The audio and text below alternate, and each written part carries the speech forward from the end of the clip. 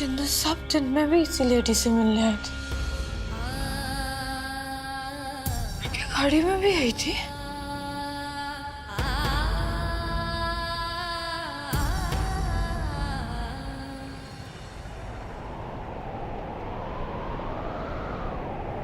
सीधे सीधे बात समझ में नहीं आ रही है क्या? अब जाओ यहाँ से, मुझे तुमसे कोई बात नहीं करनी है। जिंदल साहब रुकिए।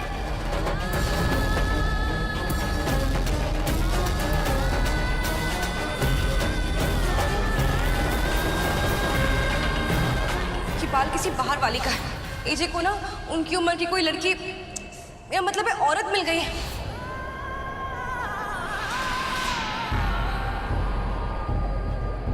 मैं कहाँ था, किसके साथ था, मैं रेस्टोरेंट गया कि नहीं गया?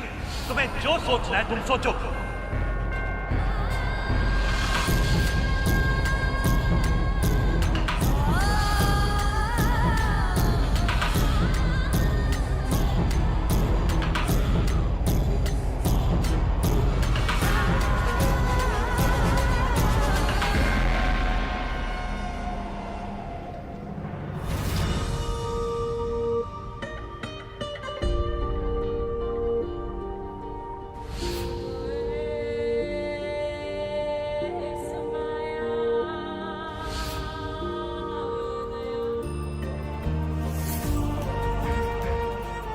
मैं भले ही इस घर से चली जाऊं, आप गुड्डन को इस घर से नहीं निकालेंगे। आप तीनों की जिद थी ना मेरे लिए एक पत्नी और अपने लिए सास ढूंढने की, तो अब इन्हें अपनी सास के रूप में स्वीकार कीजिए।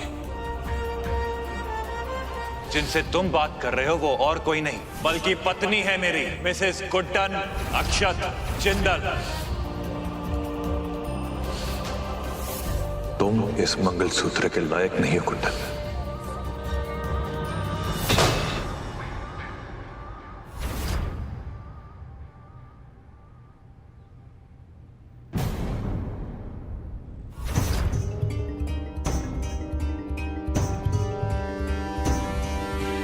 गुड्डन बेटा, क्या हुआ? तू ठीक तो है ना बेटा?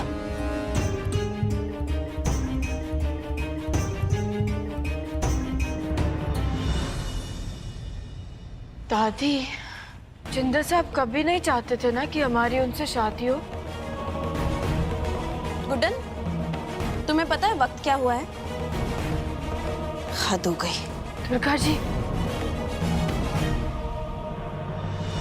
हम ये बात इसलिए पूछ रहे हैं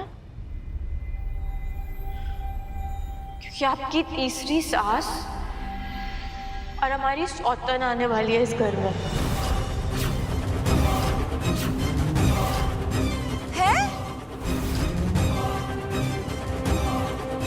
बेटा, ये क्या बोल रही है तू? दादी, हमने खुद देखा जिंदल साहब को किसी और औरत के साथ। आप ना बिल्कुल सही कह रही थी। लक्ष्मी जी को जो बाल आपने देखा था ना, सच में किसी बाहर वाली का ही था। क्या बाल? कौन सा बाल? और लक्ष्मी पहले से जानती थी सब कुछ? नहीं दुर्गा दी, वो तो हम इनसे ऐसे ही बोल रहे थे। हमें क्या मालूम था कि ये सच में ऐसा कर लेंगे। बंद करो ये बकवास। गुड्डन बेटा, तुझे जरूर कोई गलतफहमी हुई है। दादी, आज हमें गलतफहमी हुई होती, पर आपके लल्ला ने आपकी तीसरी बहू लाने की सारी तैयारियां कर ली हैं। दुर्गा जी, आप तो खुश हो जाइए। आप चाहती थी ना हमें इस घर से बाहर निकालना, जिंदल साहब ने खुद ही आपका सपना पूरा कर दिया। अब तो वैसे भी हमें सास नहीं मानती थी ना, अब आप सबकी नई सास आएगी, मैं सौतन। बस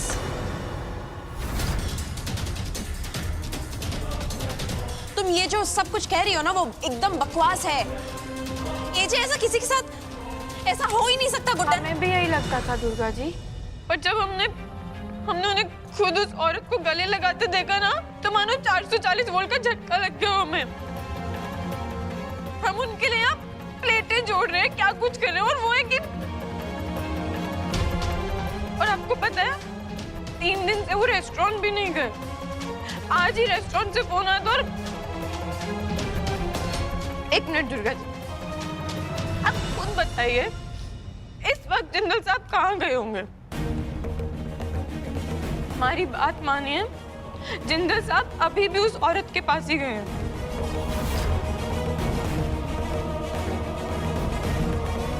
ये जी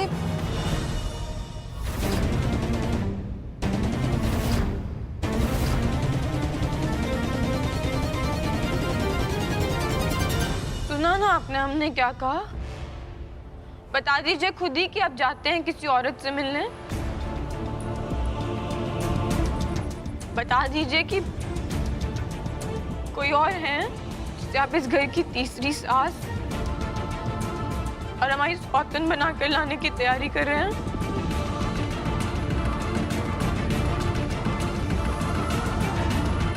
बताइए ना।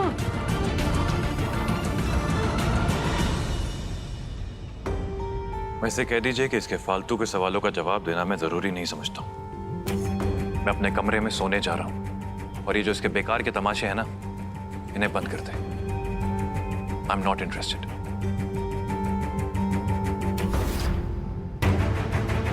हम कोई तमाशा नहीं कर रहे हैं। एक मिनट, अब सबको लग रहा है ना हम झूठ बोल रहे हैं। एक काम करते हैं, हम आपको उसी जगह पर लेकर चलते हैं जहां हमने आपको उस औरत के साथ देखा।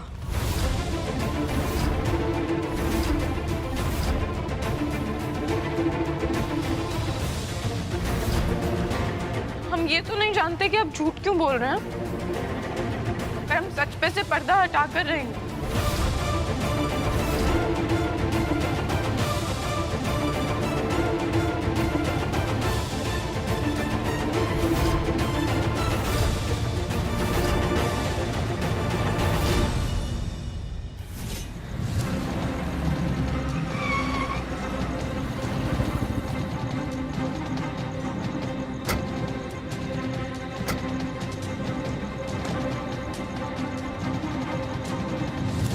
गुटन, मैं एक बार फिर तुझे बोलती हूँ कि पक्का तुझे गलतफहमी हुई है। अरे जिंदल साहब, आप अब सच बोलेंगे या अब भी झूठ का ही सहारा लेंगे?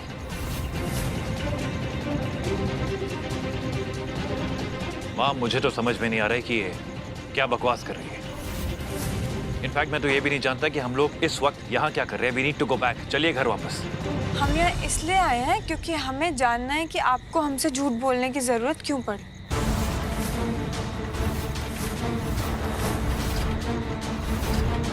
दादी, हम अब वो नल खोलेंगे ना, तो उससे वो दरवाजा खुलेगा।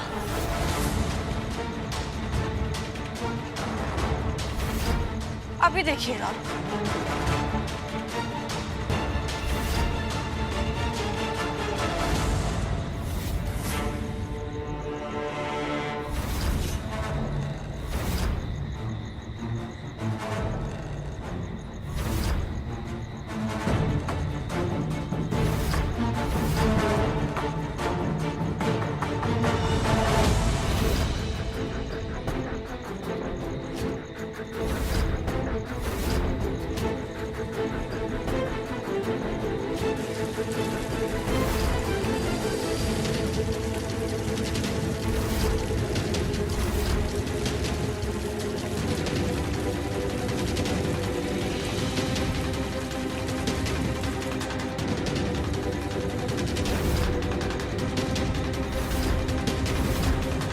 देखा दादी, आपकी लाडली की एक और बेवकूफी। अब चले यहाँ से। एजे बिल्कुल सही कह रहे थे, इस वक्त हमें यहाँ आना ही नहीं चाहिए था। चलो अब। नहीं,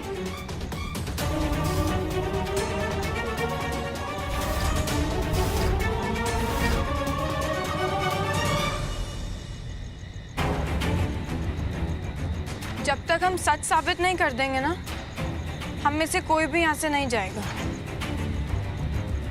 आप लोग मानिए हमारी बात, ये दरवाजा खुलता है, और अगर ये इस नल से नहीं खुलता है ना, तो किसी ना किसी चीज से तो खुलेगा ही खुलेगा। और अगर नहीं खुलेगा तो हम ये दरवाजा ही तोड़ देंगे।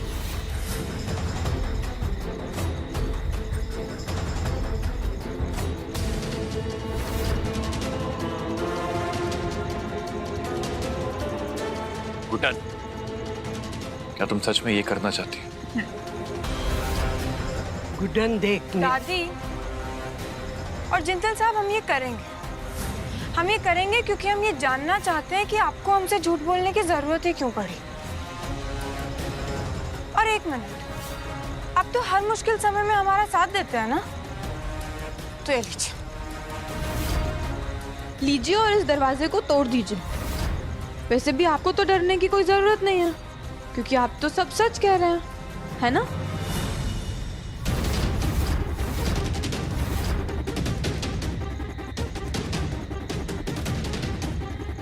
लीजिए।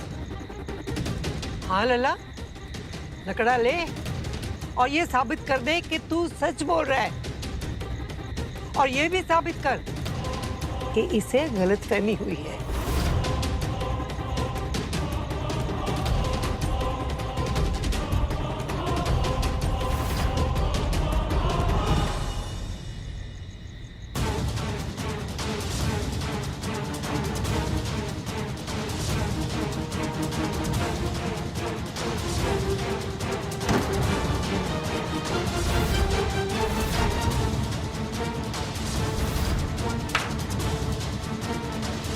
देखा दादी, पहले कह रहे थे।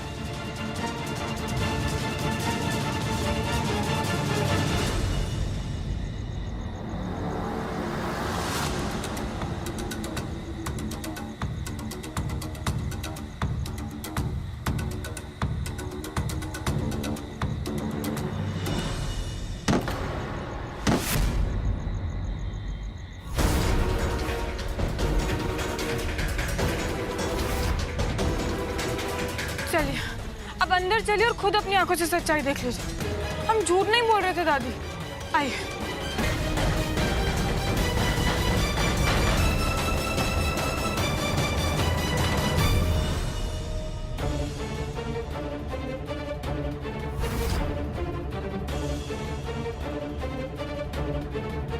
यही तो थी।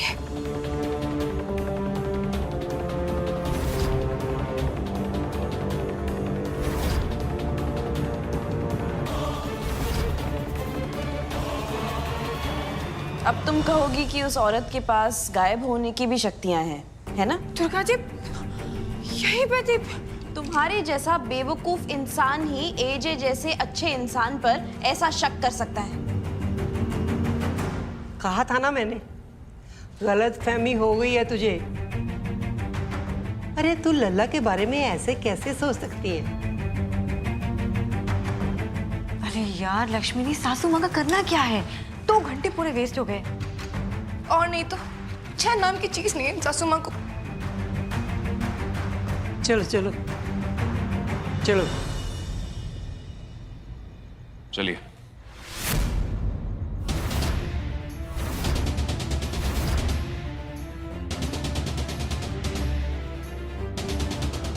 आप तो जानते हैं ना कि हम जो बोल रहे हैं सच बोल रहे हैं। बोलिए।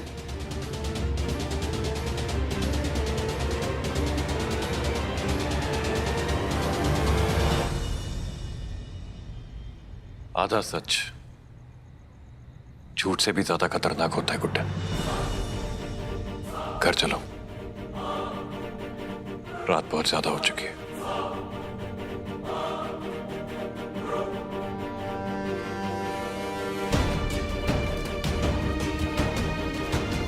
हम जानते हैं कि आप यहाँ किसी औरत से मिलने आए थे, और जब तक ये सच हम सबके सामने नहीं ला देंगे ना, हम तब तक चुप नहीं बैठने वाले।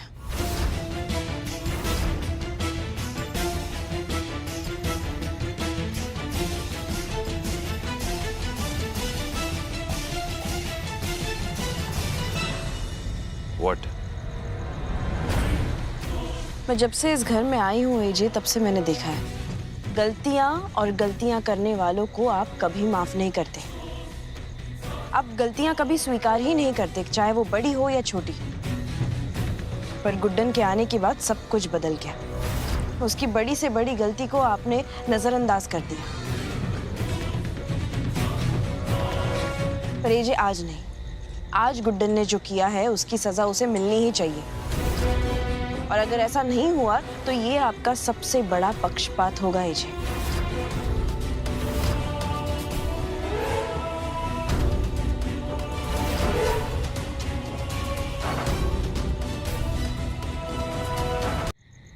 एक मिनट, आप तीनों ये रुकिए।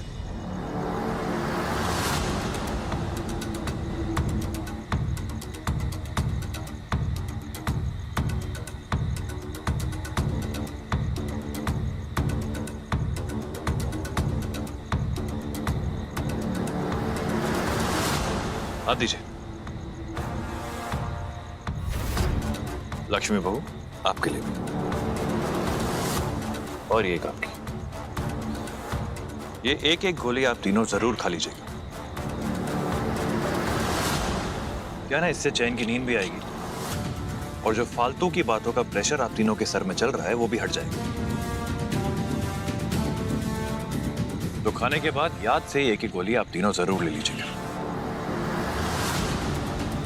और कुछ एजे, देखिए, अगर सब लोग अपना दिमाग लगाएंगे ना तो किसी भी बात का हल नहीं निकल पाएगा। इससे बेहतर यही होगा कि आप लोग अंदर जाके सो जाएं। मुझे प्लीज अकेला छोड़ दीजिए।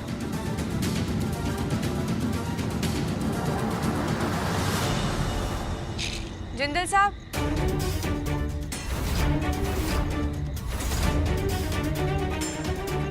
ये गोलियां देकर आप बहुओं को तो शांत कर सकते हैं, पर हमें नहीं। आपको पता है, जब हम 8th क्लास में थे ना, तो हमारा एक बेंच फिक्स था क्लास में। हम हमेशा वहीं बैठते थे क्योंकि वहाँ से हमें ब्लैक बोर्ड एकदम साफ साफ दिखाई देता था और हमें वहाँ बैठना पसंद भी था, इसलिए उस बेंच पर कोई नहीं बैठता था। पर एक दिन वहाँ कोई बैठ गया। हमने ऐसा बवाल किया कि सिर्फ क्लास नहीं, पूरा स्कूल हिल गया। और फिर टीचर ने भी सबको बोल दिया कि ये सीट सिर्फ गुड्डन की है और कोई और बैठने की सोचना भी मत। और हमने भी ना प्रकार मतलब कंपास से उस बेंच पर लिख दिया कि ये गुड्डन की सीट है, कोई और बैठने की सोचना भी मत। उसके बाद से वहाँ कोई नहीं बैठा। फिर आप खुद सोचिए, जब हम क्लास 8th में ऐसा कर सकते हैं तो अभी तो हम इस घर की सास है ना। अगर अब हमारी कोई जगह लेने की कोशिश करेगा तो हमें उसको तो सबके सामने लाना ही पड़ेगा ना। हमारे होते हुए आपकी जिंदगी में जिसने भी आने की कोशिश की है ना, हम उसको सबके सामने लाकर रहेंगे।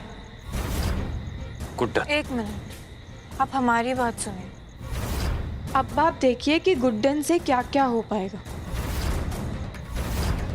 अगले 24 घंटे में हम ये सच सबके सामने लाकर रहेंगे। ये वादा और दावा दोनों हैं आपसे। फिर इन गोलियों की जरूरत आपको पड़ेगी, संभाल कर रखिएगा।